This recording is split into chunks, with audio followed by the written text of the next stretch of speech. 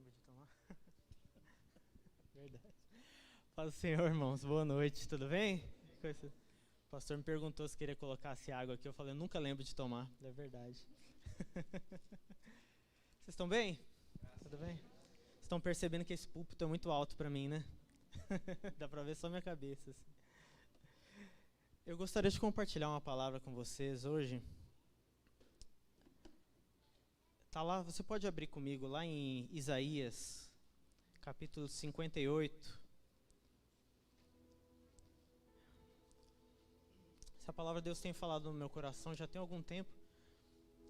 E eu gostaria de compartilhar algumas coisas que eu tenho aprendido com o Senhor aqui.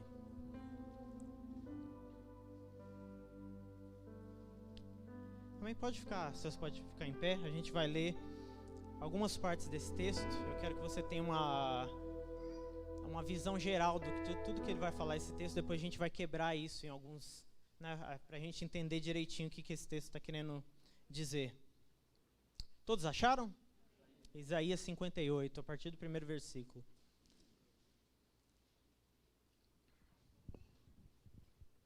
Amém?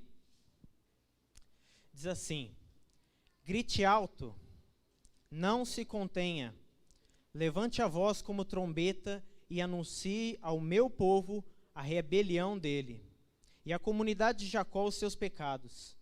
Pois dia e noite me procuram, parecem desejosos de conhecer os meus caminhos, como se fosse uma nação que faz o que é direito e que não abandonou os mandamentos do seu Deus. Pedem-me decisões justas e parecem desejosos de que Deus se aproxime deles. Porque jejuamos, dizem, e não viste? Porque nos humilhamos e não reparaste? Contudo, no dia do seu jejum, vocês fazem o que é do agrado de vocês. Exploram seus empregados. Seu jejum termina em discussões e rixa, e em brigas com socos brutais. Vocês não podem jejuar como fazem hoje, e esperar que sua voz seja ouvida no alto. Será esse o jejum que escolhi? Que apenas um dia um homem se humilhe e incline a sua cabeça como junco, e se deite sob pano de saco e cinza? É isso que vocês chamam de jejum e dia aceitável ao Senhor? O jejum que desejo não é este, soltar as correntes da injustiça, desatar as cordas do jugo, pôr em liberdade os oprimidos e romper todo o jugo. Não é partilhar a sua comida com o faminto, abrigar o pobre, desamparar o pobre desamparado, vestir o nu que você encontrou e não recusar ajuda ao próximo? Aí sim a sua luz irromperá como alvorada, prontamente surgirá a sua cura, sua retidão irá diante de você, a glória do Senhor estará à sua retaguarda. Só até aí. Só até aí, eu só li bastante, né? Você pode sentar em nome de Jesus. Eu só queria que você tivesse uma visão geral desse texto, que depois a gente vai quebrar ele um pouquinho. Mas antes de começar, eu quero contar um testemunho para vocês. Para quem não conhece a minha esposa que está ali do lado, nós somos missionários. Já há 15 anos, trabalhamos em alguns países na África, também na Ásia. E nos últimos anos, antes da pandemia, nós estivemos na África do Sul. Importante lembrar, né, que a África, assim como a América do Sul, é um continente. Né? Algumas pessoas têm a impressão, você não tem obrigação de saber tudo sobre geografia, mas algumas pessoas têm a impressão que a África é um país. Né? Mas a África é repleta em vários países, assim como a América do Sul. Assim como o Brasil é diferente de Paraguai, a África tem vários países, um diferente do outro, fala língua diferente. E nós estávamos naquele país lá embaixo no continente africano. Muito obrigado, Emerson. Deus abençoe você, viu? E lá nesse país, entre outras coisas que nós fazíamos, né, nós tínhamos projetos de futebol em comunidades, trabalhávamos com escola de inglês, mas entre outras coisas, nós trabalhávamos com um culto para moradores de rua, todos os domingos. Nesses domingos nós tínhamos uma palavra para eles, um louvor, e sempre dávamos uma refeição, uma vez por mês, nós cortávamos cabelo, fazia esse tipo de coisa. Mas eu acho que uma das coisas mais importantes era oferecer um tempo de refrigério, onde eles poderiam sair da rua e ter um lugar para sentar. Não sei se você já teve contato com moradores de rua, mas a vida deles é muito complicada, até problemas entre eles mesmos, né? Eles mesmos se roubam, eles mesmos muitas vezes abusam entre eles. Então é uma vida onde você não pode dormir, né? Você não tem um tempo tranquilo, assim, para ficar de bobeira, né? Você tem que estar sempre alerta. E a igreja oferecia esse tempo para eles, de sentar e ter um tempo, assim, de só relaxar, né? Além da palavra de Deus. Mas um dia eu estava pregando nesse culto, e um dos homens levantou e pediu para fazer uma pergunta. A dinâmica do culto com moradores de rua é muito diferente, né? Então, eu dei oportunidade para ele pregar, para ele falar o que ele queria falar, dar fazer a pergunta que ele queria fazer. Um pouco receoso, é claro, porque muitas vezes alguns deles estão drogados ou bêbados, né? E acaba gerando alguma discussão. Mas deu oportunidade para ele fazer a pergunta dele. E ele começou contando uma história de uma mulher daquela igreja. Nós fazíamos esse culto num salão de uma igreja. E ele falou de uma mulher que frequentava o culto principal dessa igreja. Alguma coisa sobre essa mulher ter saído do culto e ter tratado ele muito mal na rua, né? Ter sido grossa com ele. E ele terminou fazendo a seguinte pergunta. Ele falou: por que as pessoas que deveriam nos aproximar de Deus são muitas vezes as que nos afastam dele? E ali naquele momento, a resposta mais clara e mais sábia que eu tive para dar para ele foi: não sei. Não sei porquê. Mas é claro, eu falei, olha, eu não conheço essa mulher, não tenho como julgar o coração dela, né? Às vezes algumas pessoas estão num dia mal, não que isso é justificativo para você tratar qualquer pessoa mal, né? Algumas pessoas passam a vida toda na igreja e não entendem o que realmente o evangelho significa. Mas eu não posso julgar o coração dessa mulher. Mas o que eu disse para ele é que o que dependesse de mim, respondendo por mim, toda vez que eu visse eles na rua, eles teriam meu respeito. Mas, como eu disse, né, essa mulher, eu não tenho como julgar o coração dela, mas eu creio que se ela é uma crente sincera, uma cristã sincera, ela ficaria muito chateada de ouvir esse testemunho sobre a vida dela. Pensa você aí no seu lugar. Como você se sentiria se uma pessoa não crente desse esse testemunho a seu respeito? Aquele que deveria me aproximar de Deus é, na verdade, quem me afasta. Eu acredito que um crente sincero, ele não tem esse desejo por mais que muitas vezes fale, as pessoas cometem erros, mas ele não tem esse desejo de falhar, de decepcionar o Senhor, de ter uma vida que não agrada a Deus ou dar um testemunho desse tipo. Esse texto que nós vamos trabalhar, lembrei de tomar água. Ele é um texto repleto de repreensões do Senhor, como você viu, e depois promessas. Se você cumprir, se você mudar de postura, existem promessas para vocês. E uma das promessas é que o Senhor fará de nós um manancial de águas vivas, cujas águas não faltam, né? Um rio de águas vivas. Lá no versículo 10, se eu não me engano, se com renúncia própria você beneficiar os famintos e satisfizer o anseio dos aflitos, então a sua luz despontará nas trevas, sua noite será como meio-dia. 11. O Senhor guiará constantemente, satisfará os seus desejos numa terra ressequida pelo sol e fortalecerá seus ossos. Você será como um jardim bem regado, como uma fonte cujas águas não faltam. Não faltar, não falhar. Eu creio que esse é o desejo de todo cristão sincero. Você não quer falhar. Nosso desejo não é ser uma pessoa que dá mau testemunho. Mas talvez você pode acabar fazendo como essa mulher uma vez ou outra. E como eu disse aqui, eu não tenho como julgar o coração dessa mulher. E eu também não tenho como te ensinar a te dar o que é preciso para você não falhar. Isso é o Espírito de Deus que vai trazer para você. Ele vai fazer de você esse rio de água viva. Mas o que eu quero fazer com você aqui nessa noite, o que eu quero te ajudar a refletir nessa noite aqui é o seu coração sincero? Você é esse crente sincero que não deseja falhar? Que não deseja ser um mau testemunho para as pessoas? Esse desejo é genuíno no seu coração? Espera aí, Adam, claro que é. Quem quer falhar? Quem quer ser um mau exemplo? Mas às vezes as nossas atitudes, né, elas vão um pouco contra a nossa própria vontade. E eu quero ver o que esse texto de Isaías aqui ele tem para nos ensinar sobre isso. O que ele nos fala sobre corações sinceros, sobre sinceridade de coração. Vamos dar uma passada nesse texto de novo comigo? Eu quero que você preste atenção agora comigo. E aqui eu vou abrir um parênteses. Eu já estive aí do seu lado, onde você está. E eu sei que uma vez ou outra, quando a gente está no culto, assim, nossa cabeça viaja um pouquinho mesmo. Mas de vez em quando eu vou te chamar a atenção, para você só focar em mim um pouco.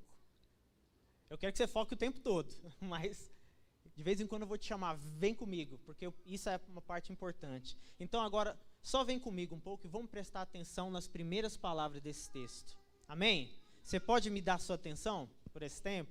Amém? Olha só o que esse texto diz.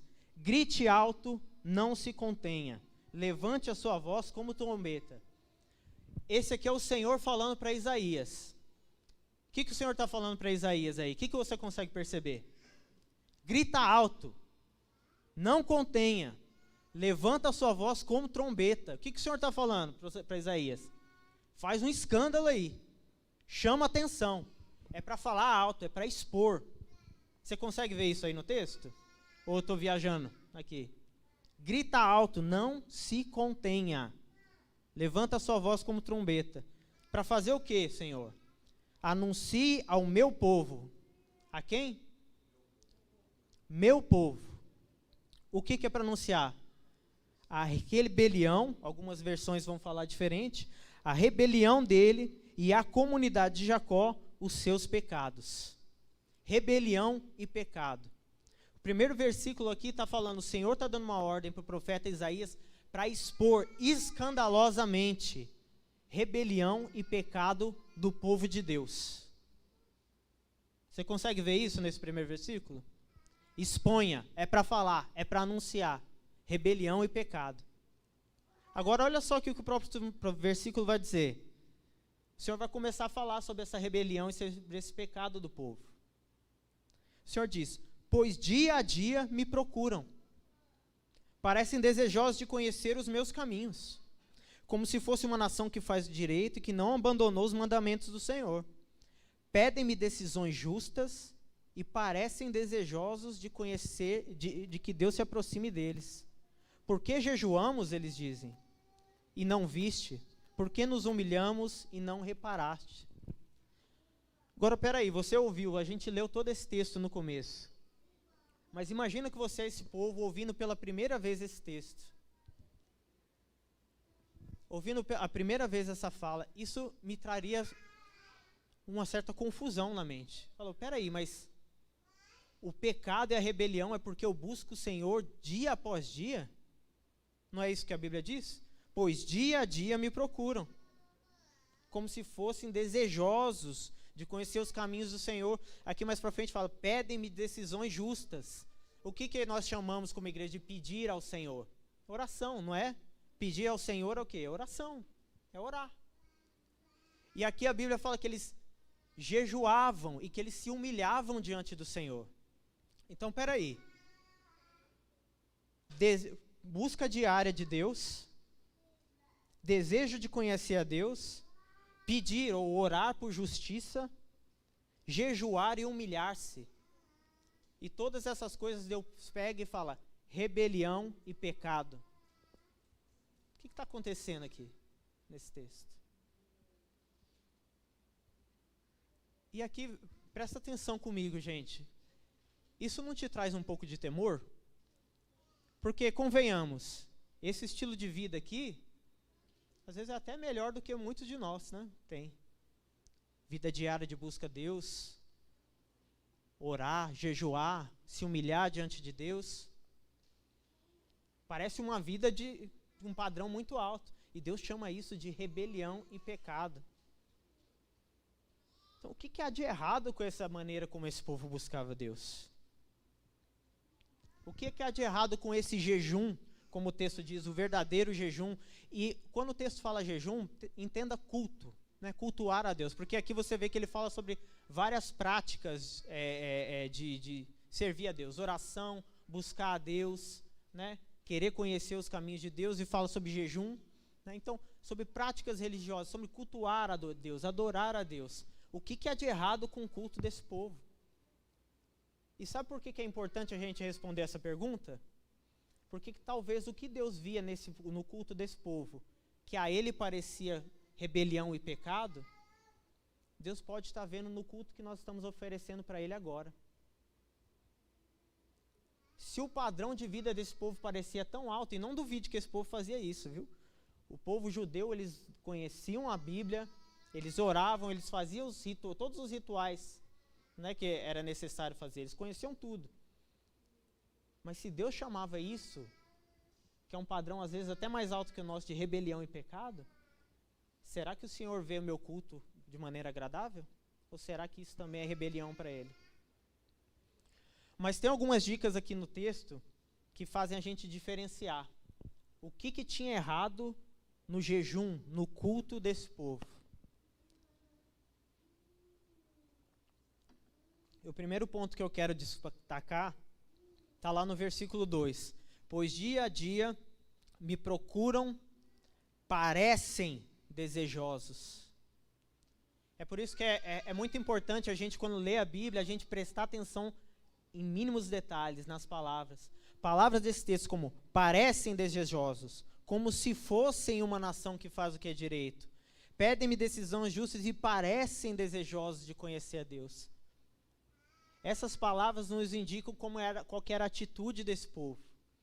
Na realidade, aqui o povo de Israel desenvolveu o hábito de parecer e não de ser. O povo de Israel, eles conheciam todos os rituais, tudo que deveria fazer. A comunidade de Jacó sabia como era oferecer um sacrifício, como era fazer um jejum, né? Eles sabiam tudo que deveria fazer, mas eles não entendiam de fato o que eles estavam fazendo. Você não precisa ir lá comigo, mas eu vou lá em Isaías capítulo 1, lá no capítulo 1, versículo 11, o mesmo livro de Isaías. Olha o que o Senhor diz, uma palavra ainda mais forte. Para que me oferecem tantos sacrifícios? Pergunta o Senhor. Para mim chega de holocaustos de carneiros, de gorduras de novilhos. Não tenho prazer nenhum no sangue de novilhos, de cordeiros e de bodes. Quando vocês vêm à minha presença, quem lhes pediu que pusessem os pés no meu átrios para fazer ofertas inúteis? Forte essa palavra, não é? Mas o que acontecia aqui, meus irmãos? O povo de Israel sabia fazer os rituais, como eu disse, mas eles não entendiam o que eles estavam fazendo. Isso faz pensar um pouco sobre a gente, não faz? Porque fala a verdade, quem já veio numa igreja evangélica, talvez não nessa, mas qualquer outra, mais do que 5 vezes? Levanta a mão para mim. Mais do que 5 vezes já foi numa igreja evangélica. Se você já foi, você sabe como fazer um culto. Verdade ou não é? Talvez você não tenha coragem de fazer um culto, de liderar, de falar. Talvez você não se sinta preparado para ir à frente. Mas você sabe que alguém vai na frente, vai abrir com uma palavra, talvez vai ler uns salmos, vai passar por louvor, 4, 5 músicas, oferta. Provavelmente a pessoa vai ler Malaquias 3:10 na oferta. Mais uma música enquanto o povo vem entregar louvor. Pastor prega, passa para a palavra, oração, bênção apostólica, acabou o culto. É isso que é um culto. Agora, se alguém te pergunta o que é cultuar, aí já dá um bug na cabeça, não é? O que é cultuar? É exatamente isso que estava acontecendo com esse povo aqui. Sabe oferecer oferta? Sabe. Sabe jejuar? Sabe. Mas por que você está fazendo isso? E é isso que eu quero chamar a atenção. Esse é um dos pontos que eu quero chamar a atenção para a gente essa noite. Para que o nosso culto a Deus não seja para Ele como rebelião e pecado. Para que você está aqui hoje? Esse louvor que nós louvamos hoje, que tem tudo a ver com essa palavra. Quando você louva essas palavras que você louvou hoje, o que vem no seu coração? O que você sente? Eu estava ali quando nós cantávamos, Deus está aqui. Se você crê mesmo que Ele está aqui, quando você canta, e se Deus está aqui, e você passou a semana do jeito que você passou, você sabe como é que foi. O que isso significa? O que isso traz no seu coração? Ele está aqui tão certo como esse ar que eu respiro. Isso te traz temor? Isso faz você refletir? Ele está aqui. E é isso que o povo de Israel estava esquecendo. Vamos ler mais um texto que afirma isso, esse texto que a gente está falando aqui, Zacarias 7. Se você quiser abrir comigo, Zacarias capítulo 7, a partir do versículo 5 e 6. Olha o que a palavra de Deus diz. Um outro profeta enviado de Deus, olha o que ele diz. Quando vocês jejuam no 5º e no 7º mês, durante os últimos 70 anos, vou repetir, olha só. Quando vocês jejuaram no 5º e no 7º mês, durante os últimos 70 anos, eles faziam isso. 70 anos de prática. Olha o que o Senhor pergunta. Quando vocês faziam isso, foi de fato para mim que vocês jejuaram? Enquanto vocês comiam e bebiam, não era para vocês mesmos que vocês faziam isso? Então, o que acontecia aqui no povo de Israel? Quando eles jejuavam, quando eles buscavam o Senhor, o homem estava no centro e não Deus. Não havia entendimento no culto. Não havia entendimento de oferecer sacrifício. Não havia entendimento no jejum, mas havia interesse próprio. A Bíblia diz que os seus jejuns acabavam em rixas e socos brutais. Alguns historiadores, a pessoa que estuda a Bíblia, eles vão falar que as pessoas, para jejuar, eles se juntavam em pequenos grupos, e eles começavam a discutir questões da Bíblia, e isso virava uma briga, e eles acabavam saindo na porrada. Pessoas de jejum, buscando ao Senhor. E o Senhor acusa eles disso, fala, seu jejum acaba em soco brutal. Não tem nada a ver comigo. É para a sua própria glória. Você está buscando seus próprios interesses. E sabe o que é pior de tudo isso? É que quando essas pessoas jejuavam, quando essas pessoas cultuavam a Deus, o pecado delas permanecia intocado. Agora eu te chamo a atenção, vem aqui comigo, você que de repente deu só uma voadinha aí. Eu vou repetir isso que eu falei. Quando eles jejuavam, quando eles cultuavam a Deus, o pecado deles permanecia intocado. Não era tocado. O jejum, o culto a Deus não confrontava o pecado que havia neles. Porque diz o Senhor, é isso que o Senhor acusa eles aqui. Ele fala, contudo, no dia do seu jejum, vocês fazem o que é do agrado de vocês, exploram os seus empregados. Sabe o que acontecia aqui? Que exploravam os seus empregados? Porque eles diziam, olha, é sábado, no sábado a gente não pode trabalhar, né? Vocês sabem que o povo de Israel, na época da lei, no sábado não podia trabalhar. Mas se a gente não produzir nada, aí a gente vai tomar um prejuízo muito grande, né? Então, eu não vou trabalhar no sábado, mas meu empregado vai. Era isso que eles faziam. E aí o Senhor falou, vocês exploram os seus empregados, quando vocês estão me cultuando, quando vocês estão fazendo propósito comigo.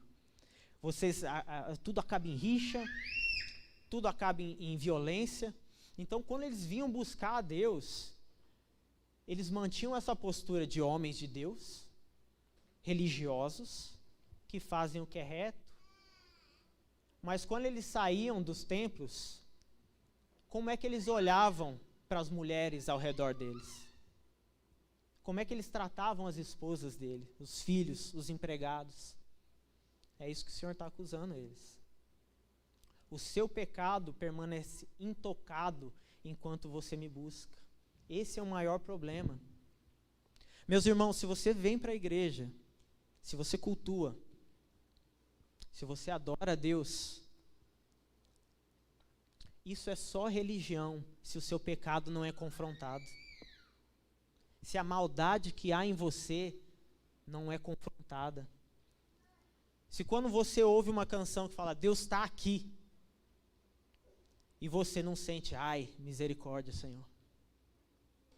Talvez você não sentiu isso hoje, né? Mas se não existe nunca isso, se você nunca sente esse temor de Deus, se você nunca vem aqui para a igreja e a palavra que é pregada, ela entra por aqui, sai por aqui, quando você chega no portão você já não lembra mais de nada, não causa mudança na sua vida, não confronta o seu pecado. Se a sua leitura bíblica, se é que nós estamos lendo Bíblia em casa, se os nossos momentos de oração, ele não confronta o nosso pecado, como é que o Senhor chama isso?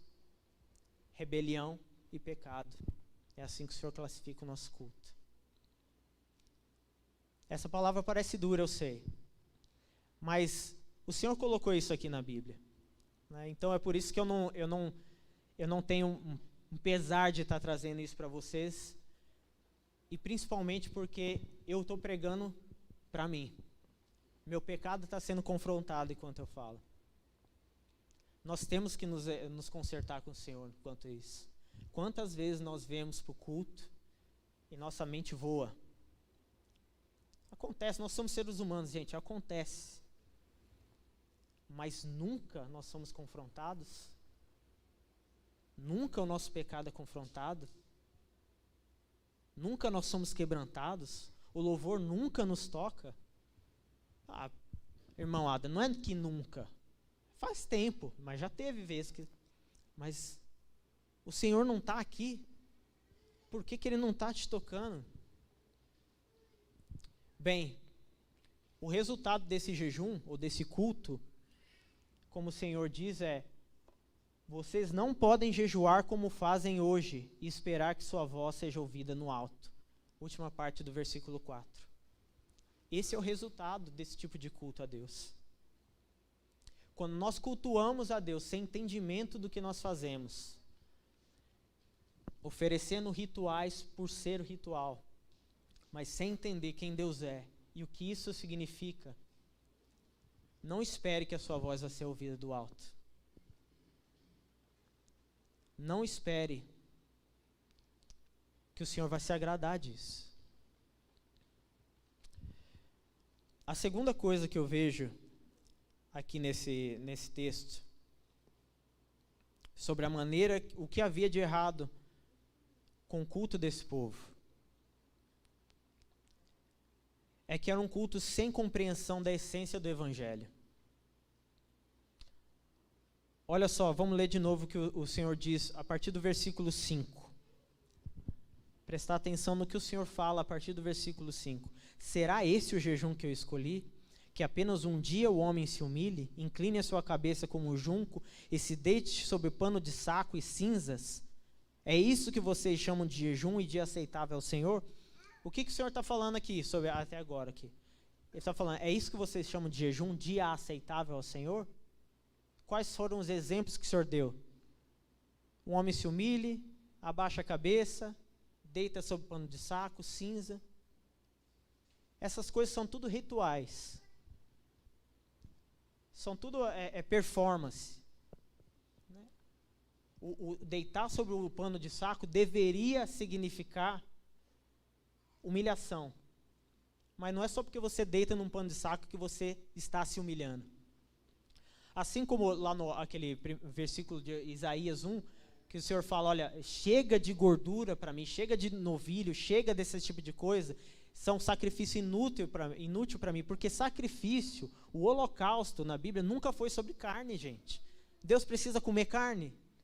Deus precisa que você mate um bezerro para Ele? Não, é porque quando você fez um sacrifício, você estava dizendo, pelo que eu fiz, pelo meu pecado, eu mereço morrer como esse bezerro.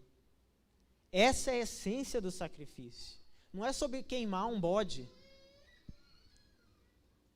E é isso que o Senhor está falando aqui, ó. É isso que vocês chamam de dia aceitável ao Senhor? Me oferecer um monte de ritual?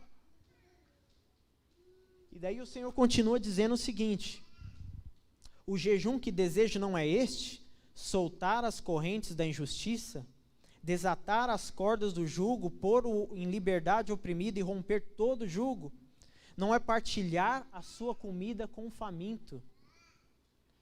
Abrigar o pobre desamparado, vestir o nu que você encontrou e não recusar a ajuda ao próximo. Gente, pode ser mais prático do que isso? O que esse texto está dizendo é o que ele está dizendo. Não é ritual, é vida.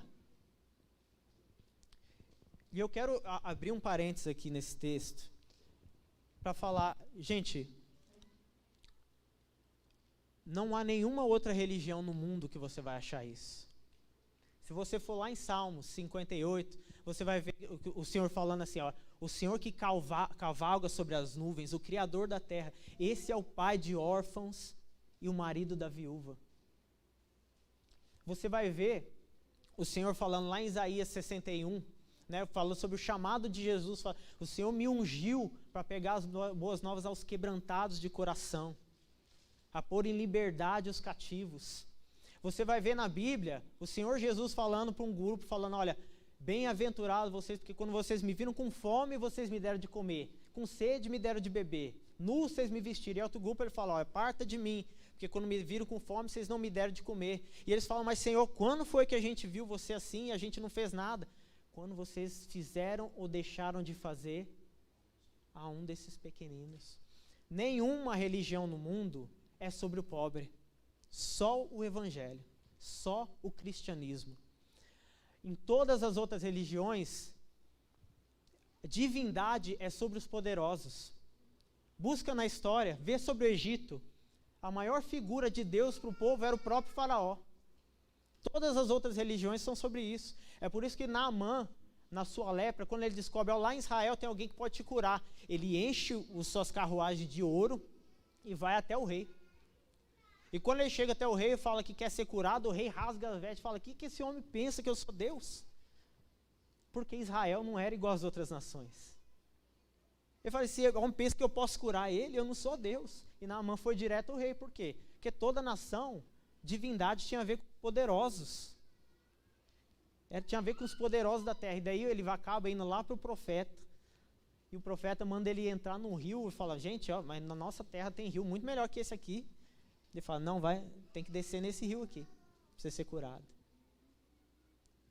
Cristianismo é a única religião que tem a ver com o pobre. O seu relacionamento com o pobre, a maneira como você se relaciona com os pequeninos, com o necessitado, isso é um termômetro para a sua vida. Você sabia que cristianismo tinha a ver com isso? Olha aqui, o Senhor está falando. É isso que você chama de dia aceitável do Senhor? Vir aqui na igreja, levantar a mão, ouvir pregação e tudo mais? Não é você vestir um nu que você viu ali fora quando você está vindo para o culto? Quando você passou ali pelo ponto de, ali no farol, você falar, esse homem está pedindo dinheiro é para usar droga. Quem foi que te falou que ele está pedindo para usar droga? E se for, você não pode ser uma resposta para a vida dele? Você não pode parar para conversar e dar um conselho?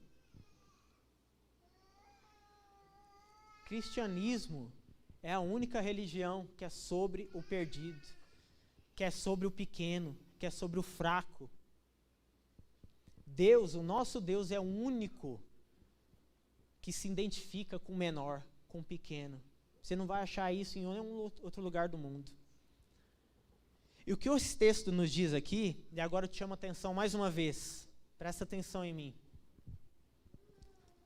O que esse texto nos diz, que havia de errado com o culto desse povo, é o seguinte, é que os nossos domingos, os nossos cultos de domingo, eles são julgados pela maneira como nós nos relacionamos com as pessoas durante a semana.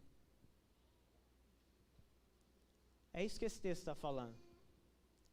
É isso que você chama de cultuar a Deus? Vinha na igreja? Mas quando você sai da igreja, como é que você olha para aquela mulher do seu serviço?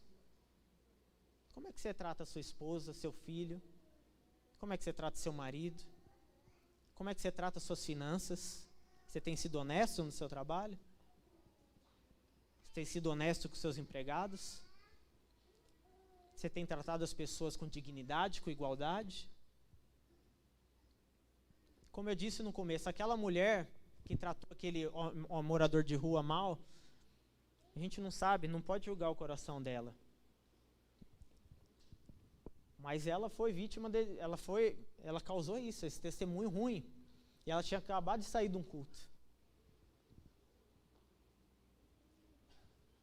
Muitas vezes o que nós temos oferecido para o Senhor são rituais apenas. Mas a gente não tem consciência da essência do Evangelho, que é a ver com o próximo, tem a ver com o próximo. Para nós nos relacionarmos com Deus, nós precisamos nos relacionar bem com os nossos irmãos. Se você não ama o seu irmão que você vê, você não pode amar a Deus. Se você maltrata as pessoas que estão ao seu redor, como você pode esperar que Deus receba as suas orações, o seu jejum, os seus sacrifícios? Vocês estão me compreendendo o que eu estou querendo dizer aqui? Meus irmãos, ser cristão não é sobre parecer, é sobre ser.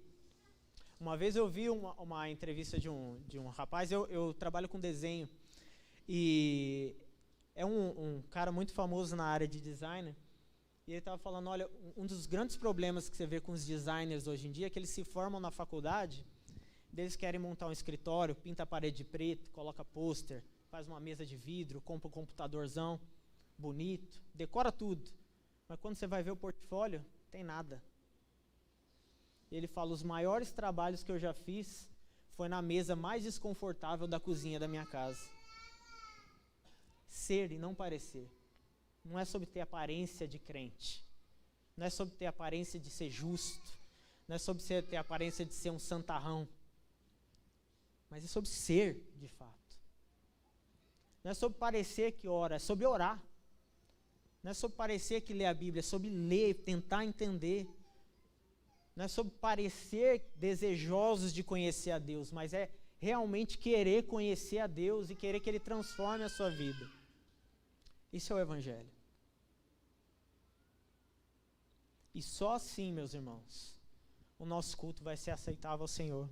A Bíblia diz no versículo 8, se você faz essas coisas, esse jejum que agrada ao Senhor, no versículo 8 ele diz, aí sim, a sua luz irromperá como a alva. Versículo 9, aí sim você clamará ao Senhor e Ele responderá. Aí sim as coisas começam a mudar, porque você mudou de postura, você começou a parar de só parecer, você começou a entender o que você está fazendo na igreja, você começou a tratar as pessoas de maneira diferente. O Evangelho, o cristianismo, quem Deus é, começou a mudar o seu caráter. Começou a mudar a maneira como você pensa. E aí sim, as suas orações que não estavam sendo ouvidas no alto, você não devia nem esperar que elas fossem ouvidas. O seu culto que era considerado como rebelião e pecado, agora ele começa a ser como uma luz rompendo na alva. E você começa a se transformar como esse manancial. Meus irmãos, é isso que é o Evangelho. A minha oração hoje é que Deus nos conduza ao arrependimento. Mais uma vez eu digo para vocês, eu estou pregando também essa palavra para mim e digo sem hipocrisia. Durante o tempo que eu estava preparando essa palavra, eu não consigo enumerar quantas vezes eu enxerguei pecado e rebelião na minha vida. Quantas vezes? Quantas vezes aqui nessa igreja eu não agi com orgulho?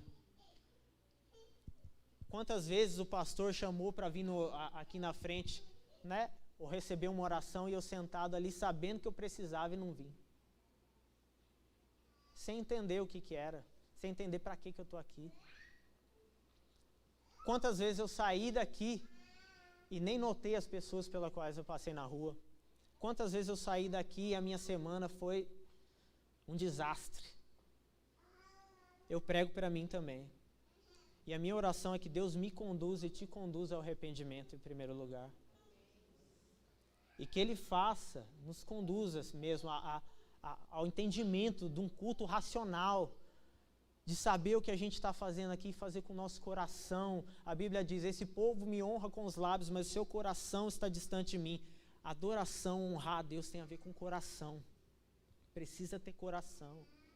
Nós precisamos entender o que nós estamos fazendo, então que o Senhor nos conduza a isso. Posso orar por você? Fique de pé, por favor. Eu gostaria de fazer uma oração.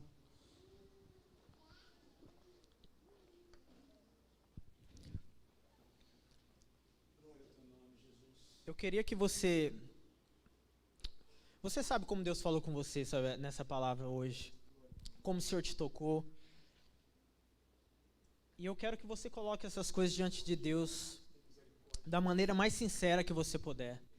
O Senhor conhece os seus caminhos, o Senhor conhece as suas falhas, os seus lugares de fraqueza. O Senhor conhece também as suas lágrimas. O Senhor conhece quando você quer parecer um super-homem diante das pessoas. E nós queremos nos colocar diante dele agora. Senhor, por favor, nós pedimos em primeiro lugar, Deus, tem misericórdia. Deus, perdoa a nossa rebelião e o nosso pecado. Deus, eu reconheço que sim, o meu culto diante do Senhor tem sido muitas vezes rebelião e pecado, Deus. E eu peço misericórdia, eu peço perdão, Senhor. E nós sabemos que o Senhor está aqui, Deus, e nós trememos diante da Tua presença. Deus, nós te pedimos misericórdia. Nós te pedimos que o Senhor nos ensine a te oferecer um culto racional. Deus, que a igreja não seja, Deus, não seja apenas mais uma atividade na nossa vida. Deus, nós estamos aqui porque nós precisamos de cura. Deus, nosso coração é doente. Deus, nossa mente é perversa. E nós precisamos que o Senhor venha, Deus. Não há nenhum outro lugar que nós podemos receber isso, senão no Senhor. Deus, venha e nos cure, Deus. Perdoe os nossos pecados. Deus, nos ajuda, Deus, não impeça nossos lábios de abrir, Senhor, para te oferecer um louvor que seja sem entendimento. Deus, que quando nós ouvimos a Tua palavra, Deus, que ela venha marcar o nosso coração, mudar a nossa vida, mudar a nossa história. Senhor, e que quando nós saímos daqui, Deus, nós possamos viver aquilo que nós aprendemos com o Senhor, andar na luz que nós estamos recebendo, Senhor, para que nós não venhamos ser motivo de mau testemunho, para que as pessoas não olhem para nós e vejam apenas escuridão, Senhor, mas que nós possamos ser um rio que flui, Deus, que todos aqueles que vierem até nós, eles possam ser saciados por aquilo que nós temos recebido do Senhor. Em nome de Jesus, Deus, eu